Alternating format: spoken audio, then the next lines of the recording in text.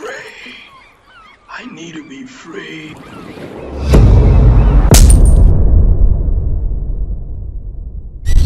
Take the shackles off my feet so I can dance. I just wanna praise you. I just wanna praise you. Hello and welcome to Unshackled. I am Dominic Dixon. On this episode of Unshackled, I'm going to be chatting with a very close friend of mine. Not only has his life been a battle, but his daughter is a born warrior. I want to welcome Anand Sundarajan, better known as Andy the Great. Anand, thank you so much for joining me. And this is about Anand's daughter who battled with life from day one. How the doctors gave up hope on this child surviving, and the faith of Anand and his wife Sheetal held on to Christ, and the powerful testimony that God has given them today. Anand, tell me what happened. Well, we've been actually praying for a child for more than 3 years. We got married in 2014, and then we waited for quite some time, and then there was at one point in time where we were also considering some kind of artificial methods, but my wife was dead against it. She said, no, we're not going to do that because it's against the church. We don't believe that. IVF and all these things. So one fine day, all of a sudden, she conceived. So Wow. we were very, very happy. That was last December 2017. So then we were very happy, and then things were going good. The first hit was when we went for an anomaly scan, which we call, which says that the child could be a Down syndrome child, and the chances were 1:50. So 1:50 is a very close call to take. Yes. And we had some people talking positive about it, but most of them were negative. They said, terminate the child. My That's the God. words they said. That's the words they used. And the hospital said At this. the hospital. And you mentioned it was a Christian hospital that advised you to do this? I don't want to mention the name of the hospital, but the doctor was a Christian. Not the hospital. Not the hospital. Okay. So the doctor was still a Christian. So I expected that to be a good thing. But then they said there's no point in having such a child. Are you really trying to get this child out? It could be a problem. You're also troubling the child and things like that. So there was no... The child would have to suffer as it grows up. Yeah. So there was no life in that at all. But we were totally pro-life. So after the anomaly scan was another scan which had to be done, which is more serious in nature, where they get the placental fluid and figure out does it really have the Down syndrome. So my wife opted out, so did I. We said, irrespective of whether the child is going to be down or up or side syndrome, we still want the child. Child is from God. Amen. Amen. That's about it. We wanted the child because it's a gift, and we know it's very precious as well. Absolutely. So with that, we continued the journey, and then unfortunately on the 15th of August, things were a little bad as I had to leave to Chennai for training to Siemens, train a couple of batches. So when I went there, I felt there was something wrong. God was speaking to me something very strongly. He was saying like, this journey is not easy. And it so happened that I really left on time, but I missed my flight. Oh. And then I had to stay back, and there was a lot of problem because of the Kochi floods which was happening, the rain and stuff. So I had to catch the flight. So the next flight was after 3 hours, and there was only one seat in that. So when I went and spoke to that lady, she said, if I get the one seat, it's going to be fine. Otherwise, you'll have to pay another 12,000 or something like that. So I was just praying. I was in two minds whether to go or not to go, because I saw the signs were a little bad, and it was gloomy, cloudy. Maybe there's a dark cloud that's coming up. But I still remember the scriptures, because when the dark cloud comes, I think God speaks through that. Hallelujah. So I was waiting on that. And then so happened then, when I went back and asked the lady, she said that one seat is gone. But then she said, wait 1 minute, the seat is there. So I went to Chennai, did the training. I came back, you won't believe it, I came back that night, and I was constantly speaking in tongues for more than 3 or 4 hours. Constant. I don't know why. I was asking myself, what's happening? Is this kind of infilling? Is this kind of something? I don't know. God was preparing me maybe for that. And then my in-law said that the dog at home was behaving a little weird. She was making different kinds of sounds, going close to my wife. And then this whole thing revealed that the baby's fetal movements were totally zero. So God used a faithful friend of yours. Yes. Wow. Very much. Praise Very much. God. So, Well, God used a donkey in the Old Testament. absolutely. I mean, called the dog is the name of the dog is Angel, so Hallelujah. probably giving me the message Hallelujah. as such. Praise God. And then what happened? And then we waited till the next day afternoon to see if the fetal movements were going to be less. I think maybe that was a little bit of a mistake that we did. We don't know. That's what people said. But then it became zero, no movements at all. So we rushed her to the hospital and we saw that the heartbeat of the child was good, but zero movements. So usually what happens, they give a drip, and then once the drips are in, then the baby starts moving, but it did not move. The heartbeat was still fine. So around 4:45 in the morning, I got a call from my wife saying that the heartbeat is still fine. But at 5:45, I got a call saying that they're rushing me for a C-section because the heartbeat came down drastically to 85. From 140 to 85 is bad. So they had to cut the baby open, get the baby out to C-section, and then once the baby was out, the gynecologist said that the baby was actually not breathing. She was breathing very less. There was no cry when she was born. And they looked at the features and said, this is definitely a Down syndrome child, and all these things. And then they told us you have to go to a level 3 hospital. What is a level 3 A hospital? level 3 hospital is where you have an NICU with hi-fi facilities. That's because you have a pediatrician who was from the same hospital who said, I would treat the child and take care of it. You need ventilators. So the child directly went into ventilators. Oh my God. So that was the sad part about it. She never had a chance to breathe on her own. So from there it was 10 days on ventilators. And The infant was 10 days on a ventilator. Yeah, 10 days from the time it was born. My God. Yeah. And when I went that same evening after the admission in the hospital, the doctor said that there is a brain pressure because of which there is a brain hemorrhage which has happened, which means intraventricular hemorrhage, which is called. There was a leak. God. Yeah, there was a bleed basically. And they had to do an MRI. They did it after 10 days basically. And we did see the diluted part of the 4 ventricles. And there was not a hope at all that any doctor who spoke in the first 10 days. In fact, the gynecologist who treated my wife said, there's no point keeping the child here and wasting your money. Take it back home. What did the doctor say? There is no point keeping this child here. Take it back home. If it lives, it lives. If it dies, it dies. Sure. So at that particular... How did you feel? How did you and your wife feel at this point? my wife was still kind of not unconscious because she was in a different hospital. Oh my God. Yeah, she had the C-section. So you as a father, you're toggling between the Exactly. two hospitals. Yeah, it was very difficult to handle that scenario. And especially when the doctors spoke to the relatives and the in-laws, who also took the side of the doctors, which was very difficult for me. But for me, it's just something, every night when I went to visit this child in the ventilator, in the NICU, on the ventilators, I knew the child's going to live. Hallelujah. I knew the child's going to live. And God was telling me, she will live. Constantly, she will live. So when the child was in the ICU, folks, for you, those who are watching, I want you to watch this video on how the child was, the condition of the child in the hospital, tubes all over the body. Watch this quick video and the still picture.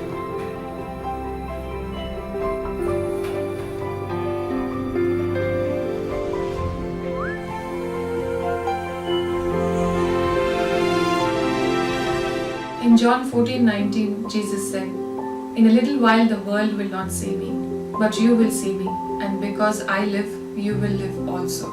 This is the promise Jesus gave me when we were in troubled waters regarding the birth of our child.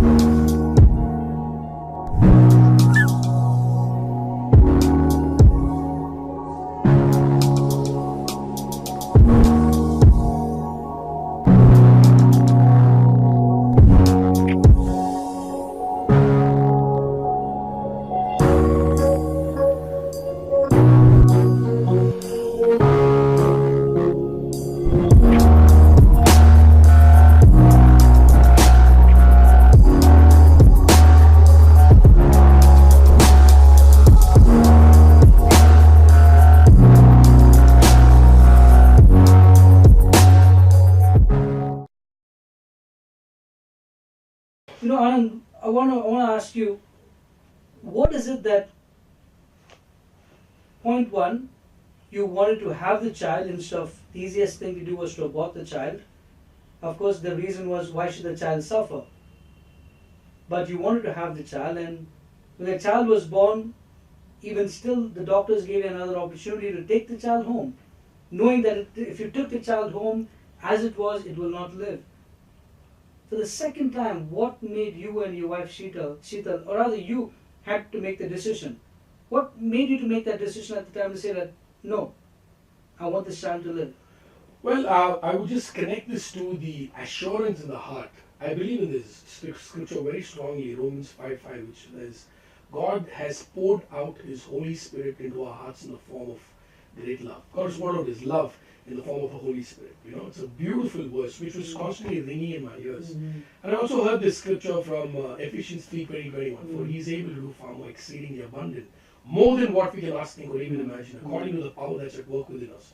So if the power at work within me was my power, then I would have given up like how everyone else gave up. Correct. But this power was something else. And I could feel that everything is going to end well. It was very strong on that. I could see that the other end of the tunnel. It might take that time, it might be that delay. Doctors could speak everything, because every time doctor spoke, there was only one doctor who was very, very positive.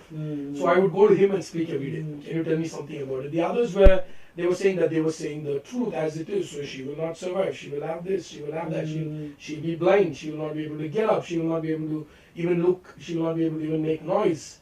Because of the bleed, all these things that happen, So not just it was a Down syndrome confirmed, but also the bleed that was there. Wow. So the reason why we chose this was life is life. Amen.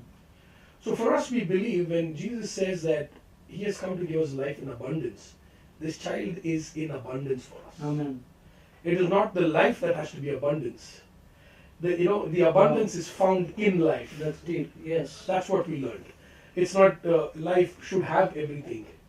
Everything is found in that life. Wow. So that's the reason I stuck onto it. So I had a little argument with my relatives and people like that, my in-laws. You had opposition. Yeah, because most of them are believing in what the doctors are saying. In fact, the main gynecologist who operated my wife said, take the child home. And being a Christian, it was even hard for me. So that's when I made her understand. I have a different understanding. Then she ended up saying, I'll pray for you. So it could be a miracle child, you don't know that. Wow. In fact, I remember you telling me that you took the child home and there was a tube in the nostrils and God led you to do something about it. Could you explain the full episode Sure. about that?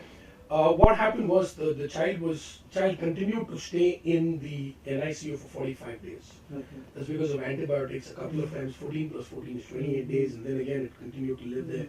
And it was really a real struggle time for us because we have to go there, see the child every day. The mother has to express milk, give it.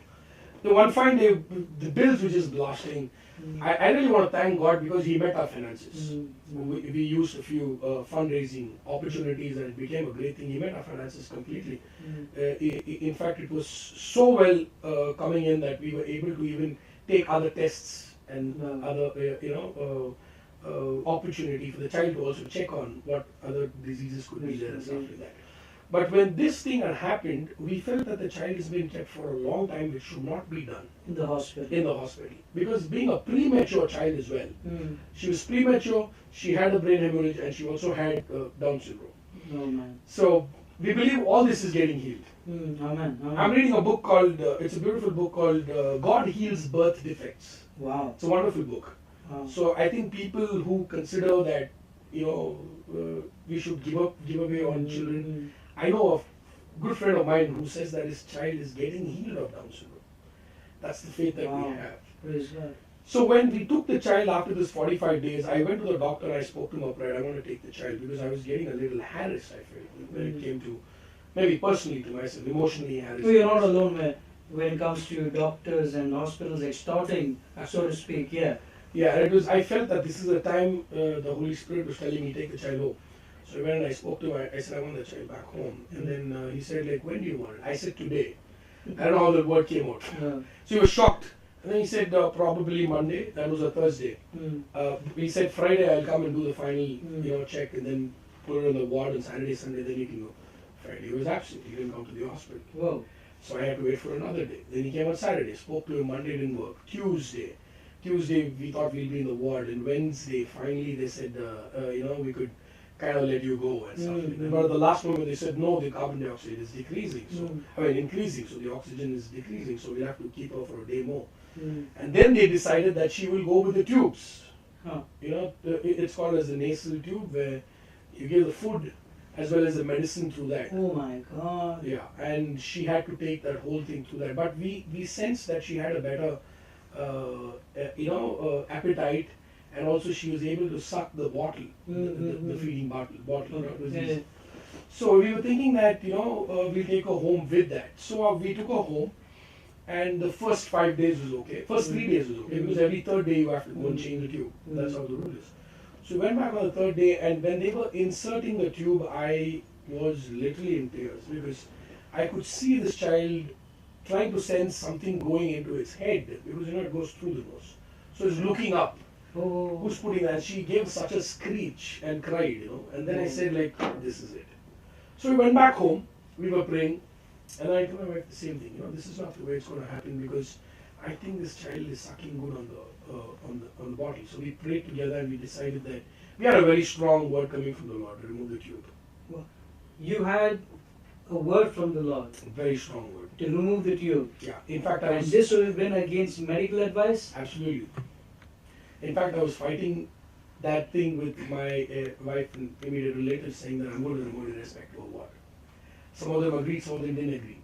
Then I had another friend of mine who used to pray with me always. So he had come to visit the child. I said, come, 4 of us, let's stand. He and his wife, me and my wife. We prayed, and I asked my wife to remove it and threw it out.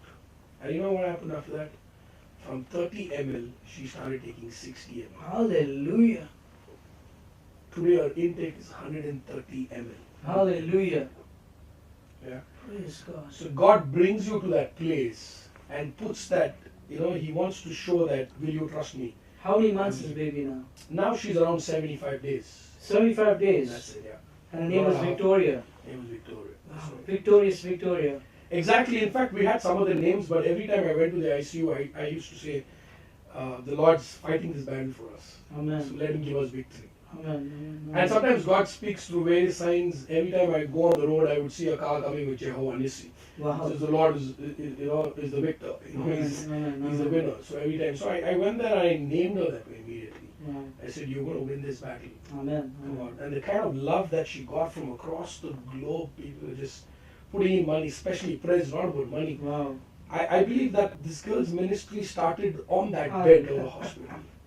Because she put so many people on knees. Wow. On knees, literally on the knees. Wow. And I would get messages from people saying, we are praying for your daughter. Hallelujah. We are praying for your daughter. Your daughter has made us more holy. Hallelujah. It's still on Facebook. You can really Praise see God. that. Wow. They said she's an instrument, she's a vessel, Wow. all these Wow. things. So we got that. That part was really difficult time, but then we saw this. In fact, there were some pastors who came in to pray. They came to pray for her, and they ended up praying for the baby in the next cradle. Wow. So I said, ministry is on. Ministry's on. Hallelujah. So with all this love, I said she's got this love which is so universal. Amazing. So that's why we call her Vishwa Priya, which means universal love Wow. as well. Wow. So she's victorious to bring this universal love, which I believe is the love of God, and she's going to take it out as a ministry. Anand, do you have, or rather, I would like you to give your final words to parents who are going through this situation, or just a pro-life message. Share your heart out. Well, this is very important. I want you guys to listen to this because life in itself is complete. You need not look for any opportunities to find whether it's a deformed life or an incomplete life. The Word of God says in Psalm 150 very clearly, everything that breathes has life in it, and it belongs to the Lord, right? So if you have any complication right now at this moment, maybe doctors are saying that this child is going to be a special child for you, I want you to still go ahead with that, because the God who knows how to plant that child there, knows how to also nourish that child and flourish it. Right? And especially for doctors, I want to say something, especially if you're Christians, please don't tell any of those parents to terminate any of those children. Amen. It's not from God. I think you're speaking anti-Christ if you do that, and it's very bad. I know of a friend of mine who shared a story with me that there was a child which was born without a skull. And he ran to the priest, and the priest said, irrespective of what, the child is going to live. They brought the child out into the world. The child lived for almost 2-3 months, and then the child passed away. But then nobody asked anyone to abort that child. That's being pro-life. Let's have this heads up. Go against abortion. Go against this word called termination. Let's live for the greatness of that life that God gives. Thank you. Parents, if you are watching this and if you have a child with special needs, or if you have a child that you're carrying and there are complications, here is a story. Here's a story where God can heal. Life belongs to Him. He's the giver of life. Sometimes all it takes is for you to go down and say, God, go down on your knees and say, God, would you please help me in this situation? Anand and his wife Sheetal, they've been steadfast in the love of God. Whenever Anand speaks of his daughter, it is never of, oh, she's sick, this is what happened to her. No. Whenever he speaks about baby Victoria, he speaks as a victor in Christ. Folks, you're watching Unshackled. I'm Dominic Dixon. And Anand, thank you so much for building my faith today. Thank you very much. Love to you and to Sheetal. Thank you very much. Thanks for this. This is really a joy being here. Amen. God bless you. Take the shackles off my feet.